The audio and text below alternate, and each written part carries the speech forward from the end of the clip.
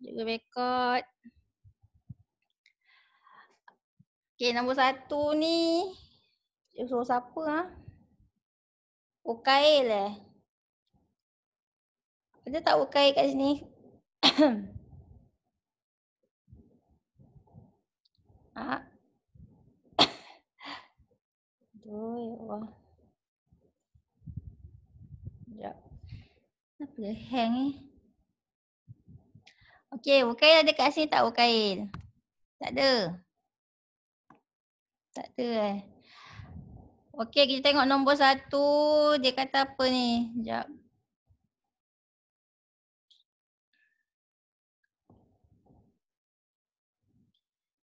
Okay, Rajah 1 menunjukkan satu root pembawa arus dalam medan magnet. Okay, mana root dia?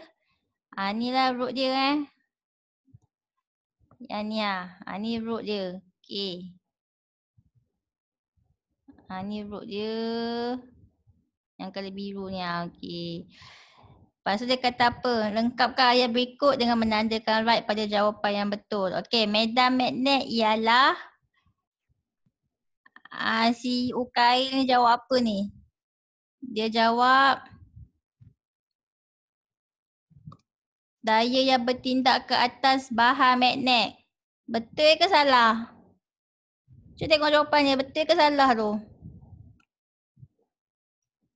Medan magnet. Medan magnet. Apa maksud medan magnet? Yang mana? Kawasan di mana bahan magnet mengalami suatu daya ke ataupun daya yang bertindak ke atas bahan bermagnet? Respon. Betul tak jawapan Ukail? Nampak ke cikgu buat ni double sebelah-sebelah ni? Ke tulisan kecil sangat ke?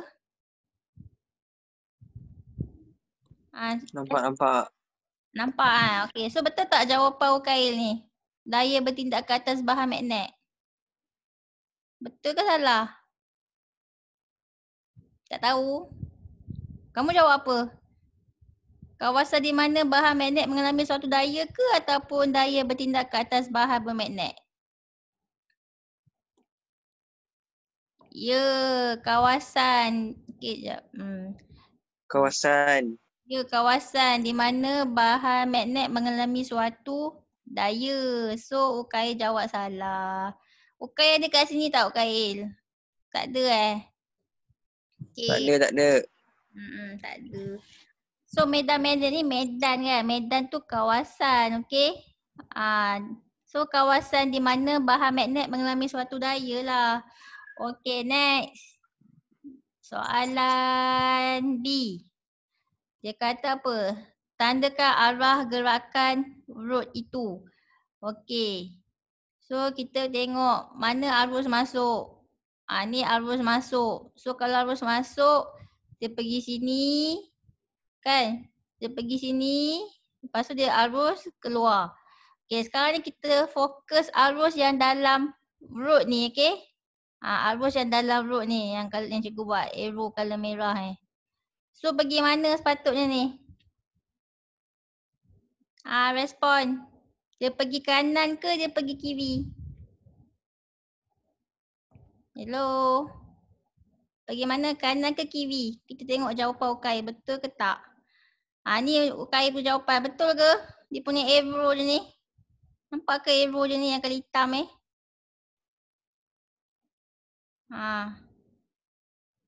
Okay, respon betul ke tak jawapan Ukail? Gerakan root kuprum ni. Dia pergi kanan ke dia pergi kiri? Respon. Okay, kenapa tak respon? Hang kat sana. Skrin kamu keluar start-start ke cikgu punya ni? Ke elok je?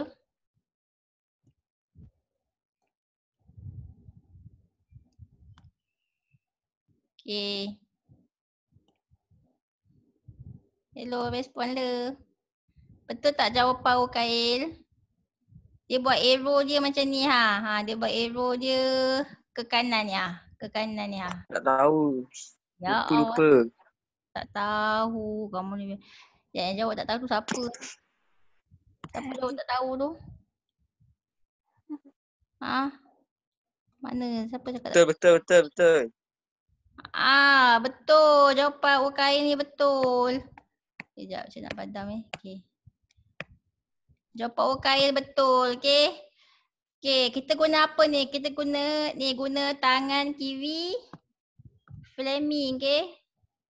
Kita guna tangan kiri Fleming. So, memula buat apa?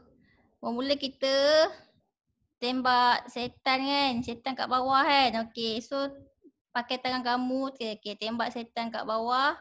Lepas tu arus je. Arus yang dalam road tu. So ikut arus je. Okay. So bila ikut, okay, tembak setan, arus je dalam road je. So nanti Ibu Javi tunjuk mana? Ibu Javi dia akan tunjuk ke kanan, betul tak? Dia akan bergerak. Dia akan bergerak ke kanan. So betul lah jawapan Wukail. Okay, next. Apa lagi Okay, soalan 2. Peraturan yang digunakan bagi menentukan pergerakan road itu. Peraturan apa ni? Betul tak Ukai jawab? Betul tangan kiri Fleming. Okay, satu markah. Fleming tu make sure 1M je. Okay, 1M, single M je. Fleming bukan double M. So betul lah Fleming. So Ukai tadi satu markah, ni satu markah. Okay, next. Nyatakan satu kaedah untuk menambahkan laju gerakan road tersebut. So, UKAI kata apa? Tambahkan bilangan arus. Tambahkan arus lah maksudnya kan. Okay, tambahkan arus. Okay, boleh. Faham ke? Faham? Boleh ke tambahkan arus? Okay, ataupun jawapan lain apa? Selain daripada tambahkan arus, boleh jawab tambahkan kekuatan medan magnet pun boleh juga. Okay, tambahkan kekuatan medan magnet. Macam mana nak tambahkan kekuatan medan magnet ni? Kita gunakanlah magnet yang mana tadi? Sekejap kita gunakanlah saiz magnet yang besar, okey. Guna saiz magnet yang besar, so kekuatan medan magnet dia pun besar lah. Faham ke soalan nombor 1 ni? Boleh ke? Faham. Boleh. Okey, next. Sekejap kenapa tu? Okey. Kita pergi soalan nombor 2 pula.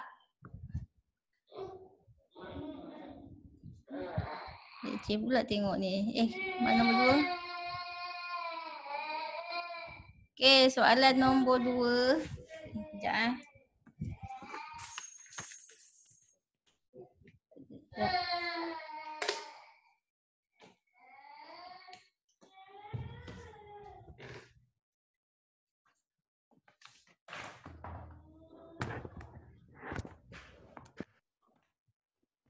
Mana ke? Sekejap.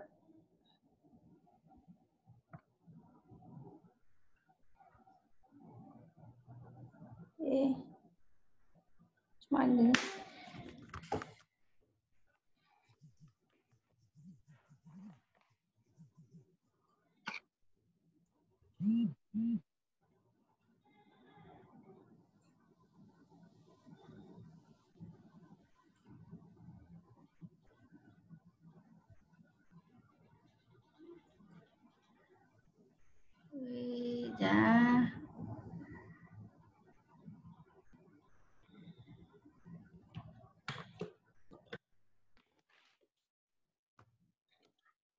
Soalan nombor 2.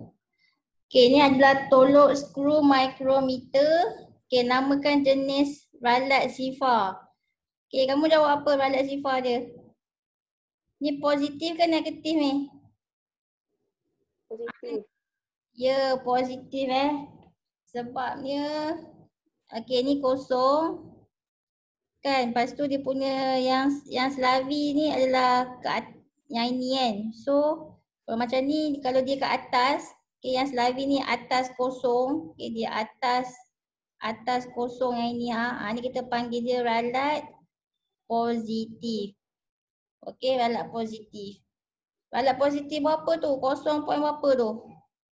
Berapa bacaan ralat positif dia? Positif 0 point 0.01 kan? 0.1. 0.01. Betul. Okay, betul. Apa unit dia ni Mesti ada unit. Apa tolok 10 mikrometer punya unit? Milimeter. Milimeter. Okey, so kita tengok jawapan nombor 2. Nombor 2 siapa jawab nombor 2? Nombor 2 mana ke? Okey. Ariana jawab nombor 2. Okey, so balas sifar dia positif. Okey, betul. Lepas tu positif 0.01 mm. Okey, betul. Okey, next. Next dia nak pula. Next dia nak hitung bacaan sebenar ukuran tersebut. Okey. So mula kamu tengok yang ni. Bacaan yang ni dulu. Ni berapa ni? Okey, ni 3, 3.5, 4. So ni 4.5. Jadi 4.5. Lepas tu dia selavi dengan yang ni kan. So selavi dia berapa ni? Nampak tak? 36. Ini 36 kan. So kat situ nanti tambah dengan 0.36. 36. So dapat 4.86. Tapi dia ada ralat positif. Kalau ralat positif maksudnya dia akan terlebih bacaan. So kalau dia terlebih bacaan nak buat apa nanti? Tolak. Ya, kena tolak, okey. Kena tolak. So 4.86 nanti tolak dengan 0.01. So dapat berapa ni? 4.85. 4.85. Okey, betul. 4.85 mm. Okey, next.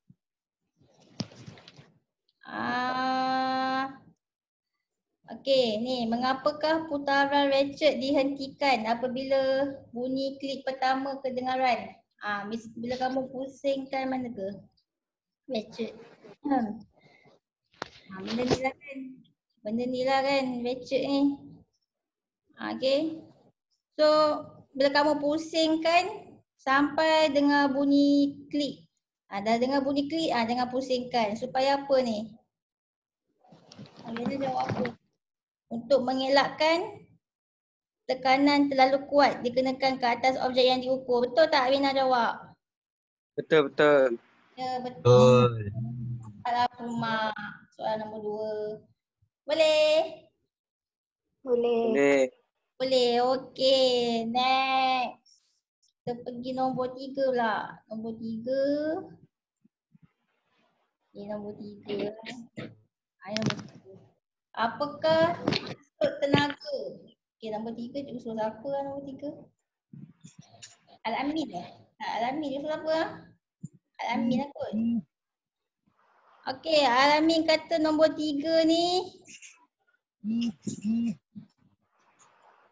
Mana? Ni tenaga Betul. untuk melakukan kerja. Betul. Betul macam jawab. Okey, betul lah Sekejap macam jawapan skema.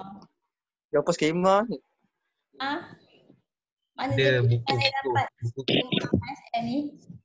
Korang ada skema sebenarnya? Bincang. Ya. Bincang. Tak ada. Bincang kat mana? Kat grup senyap je. Personal. Personal. Okey. Cari sendiri. Okey. Okey, so tenagalah keupayaan melakukan kerja. Okey, betul. Okey, next. Nyatakan perubahan tenaga terlibat. Okey, tengok Amin jawab. Sekejap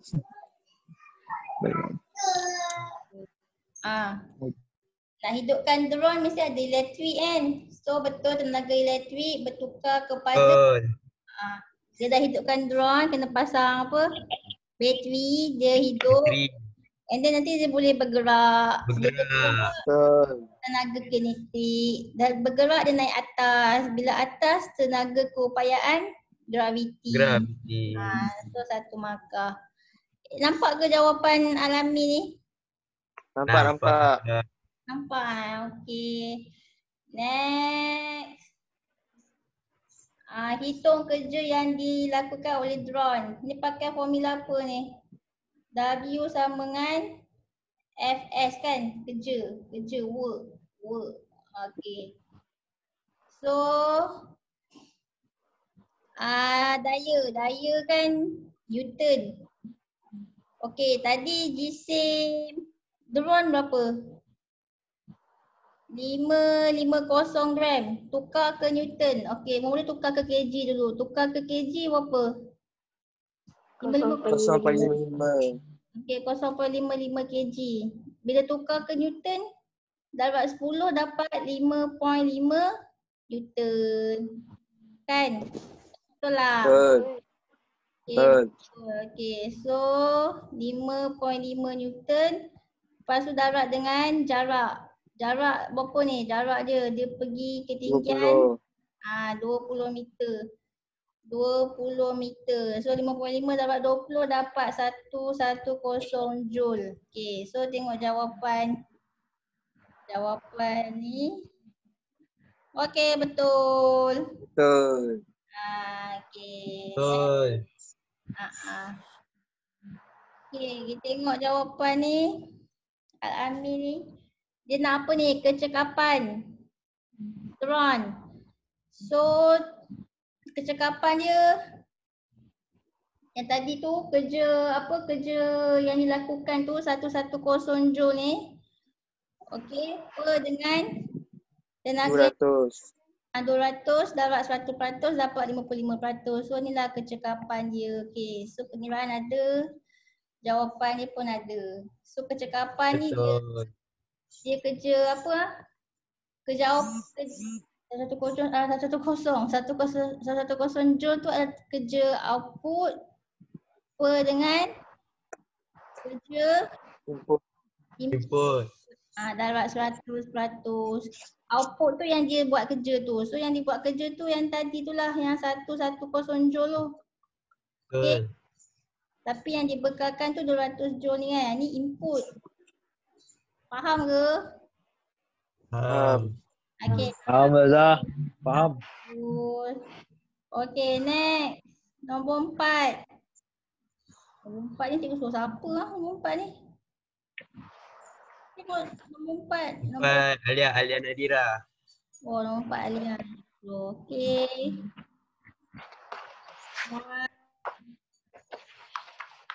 Namakan fenomena. Okay, fenomena dia. Mana dia depannya? Dia kata apa ni? Pembelauan gelombang. Betul tak? Betul tak kan? Betul. Okay, betul. Fenomena dia pembelauan. Okay, next. Lengkapkan bentuk gelombang. Patutnya kamu kena lukis dekat sini dekat gambar ni. Viana buat macam mana Viana? Okay Viana, patutnya dia lukis dekat gambar ni. Okay, cara nak lukis dia dah lukiskan untuk kamu yang ni, kamu sambung lagi tapi pastikan panjang gelombang dia sama Kalau besar ni macam ni lah. So buat macam ni. Lepas tu yang dengar siapa? Yang dengar adalah kereta A ni kan. Macam tu. Sampai ke kereta A. So yang penting panjang gelombang ni semua kena sama. Seragam. Satu markah. Faham? Okey. Satu markah tu 2 markah tu. 2 markah. Dapat 2 markah Okey, 2 markah. 2. Okey, 1 markah tu dia tengok panjang gelombang semua sama saiz. Lagi satu tu Sama ni. tak sama dia buat. Tak anggaplah Tak. sama. Alah, anggap je dah sama. Tolak. Siapa yang cikgu lukis ni ke? Tak, jawapan. Jawapannya salah. Jawapan ni. Yelah jawapannya salah ni. Dia kena lukis pada diagram ni. Tak apalah. Ada soalan. Pada kertas soalan tu kena lukis kat sini. Lepas tu lagi satu kena lukis gelombang tu dibelaukan sampailah ke kereta A ni. Baru dapat lagi satu markah. So total 2. Boleh? Boleh ke? Boleh. Okay, Boleh. Okay, next. Jelaskan kenapa pemandu A dapat mendengar siren dengan jelas. Ini pembelauan, dia kata apa ni? Panjang gelombang sebelum dan selepas pembelauan adalah sama kerana panjang gelombang lebih besar daripada halangan. Okey. Okey, so dia kata panjang gelombang lebih besar daripada halangan. Okey, dapat satu markah. Okey. Dia kalau nak bagi bunyi tu jelas, mana kejap Bunyi tu jelas, okay, dia punya panjang gelombang ni at least kena, yang cikgu buat setiap bunyi panjang gelombang ni kan. Mana ni yalah panjang gelombang ni. Dia kena at least kena sama dengan saiz halangan ataupun lebih besar daripada saiz halangan. Barulah pembelauan tu boleh jadi. Faham ke? Tu kamu tengok bangunan. Faham. Okey. Okey, tu syarat untuk pembelauan berlaku Okey, syarat untuk pembelauan berlaku. Kejap cikgu tulis kat sini. Okey, syarat untuk pembelauan berlaku. Dia ada celahan kan, dia ada 2 jenis. Satu tu celahan, satu lagi tu saiz halangan kan. Betul. Kalau celahan ni makin kecil celahan semakin kecil celahan semakin ketara lah dia punya pembelauan dia semakin bagus. Okey. Dia kena celahan dia kecil. Ni kalau celahan. Kalau saiz halangan macam yang tadi kan, bangunan tadi tu, nak bagi pembelauan tu ketara berlaku, dia punya panjang gelombang mesti sama. Mesti sama atau lebih besar daripada saiz halangan. Barulah pembelauan tu berlaku. Okey? Faham? Faham. So jawab kat situ. Kamu boleh jawab. Yang ulang balik tadi cikgu buat tadi. Panjang gelombang, kenapa pemandu A dapat mendengar siren dengan jelas? Sebab panjang gelombang sama atau lebih besar daripada saiz halangan. Okey, itu satu markah. And then markah kedua pula, bila panjang gelombang sama atau lebih besar daripada saiz halangan ni, mesti kesan pembelauan dia ketara. Okey, kesan pembelauan kesan pembelauan dia ketara. Okey, so ketara lah kesan pembelauan dia tu. Tu yang nampak dia melengkung kan, melengkung sampailah ke pemandu A. So pembelauan dia ketara lah. Boleh ke? Boleh. Okey, boleh. So macam Alia ni dia satu markah je lah sebab dia buat tu je, panjang gelombang lebih besar daripada pada halangan ni, so satu markah je. Kalau 2 markah 2 point. Okey, next. Apa lagi? Ni soalan ni. Sekejap.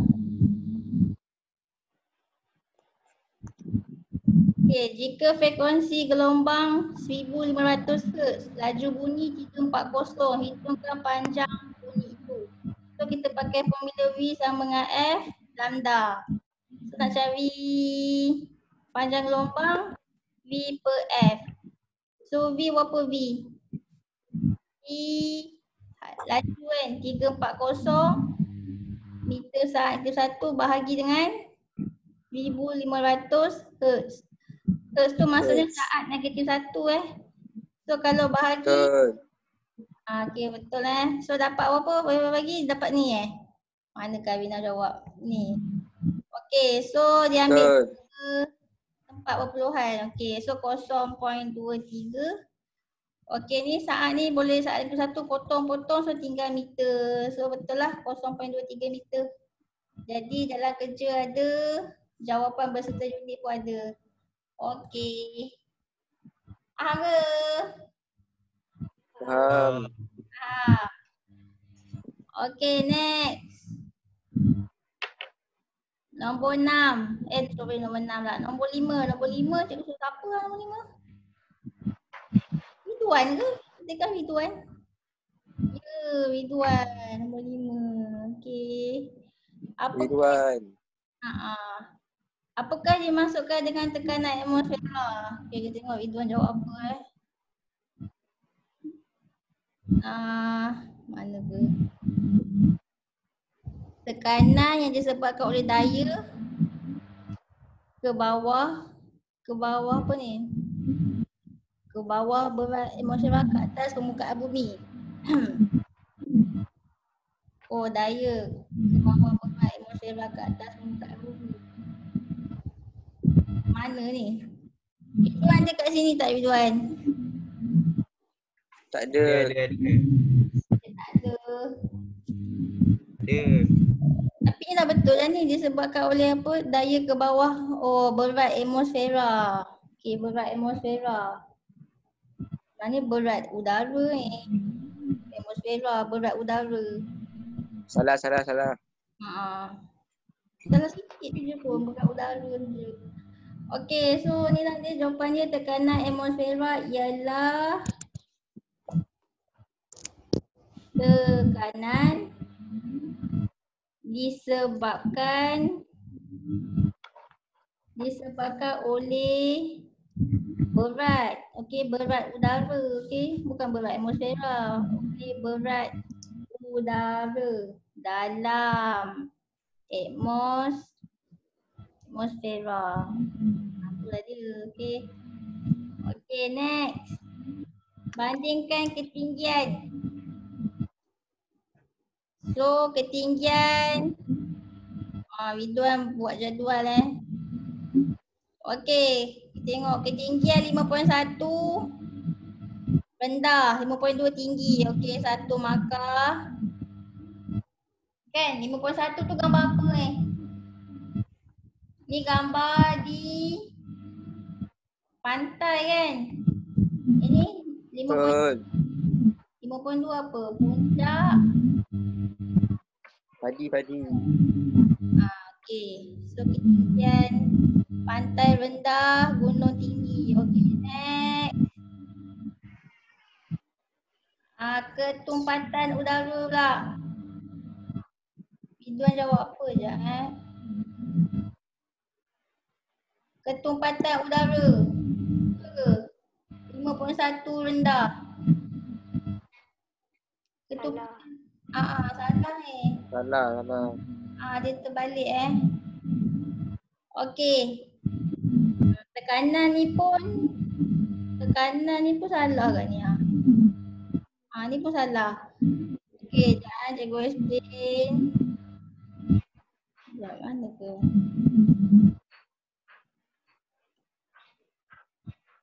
Okey. Tekanan, kalau kat puncak gunung. Ya. Ya. Tak. Siapa ni? Puncak gunung tekanan atmosfera dia rendah. Okey.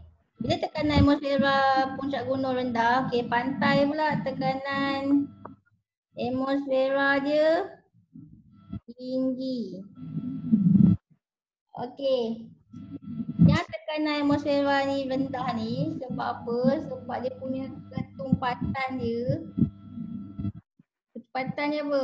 Tinggi ke rendah Ketepatan. Kenapa tekanan rendah?